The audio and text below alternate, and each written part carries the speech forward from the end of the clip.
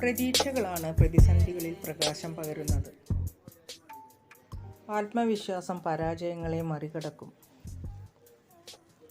എല്ലാവർക്കും എല്ലാവരുടെയും എല്ലാം ആകാൻ സാധിച്ചിരുന്നെങ്കിൽ ലോകവും മനുഷ്യരും എത്ര വ്യത്യസ്തമായേനെ.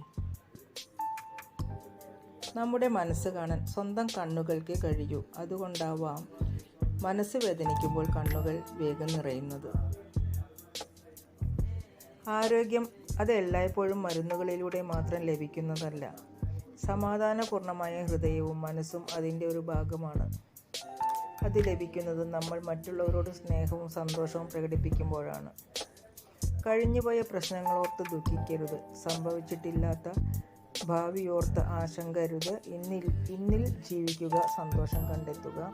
ദുഃഖങ്ങളിലേക്ക് നോക്കുന്നതിന് പകരം അനുഗ്രഹങ്ങളിലേക്ക് നോക്കുക. സന്തോഷം കണ്ടെത്താനാകും. സ്വയം സന്തോഷവാനാകാൻ തീരുമാനിച്ചാൽ അല്ലാതെ മറ്റൊരാൾക്കും സന്തോഷിപ്പിക്കാൻ കഴിയില്ല. മൗനം ബലഹീനതയായി കാണരുത്. അതൊരു ഇടവേള മാത്രമാണ്. പുതിയ തിരിച്ചറിവിലേക്കുള്ള നിസ്സാരമായ ഇടവേള.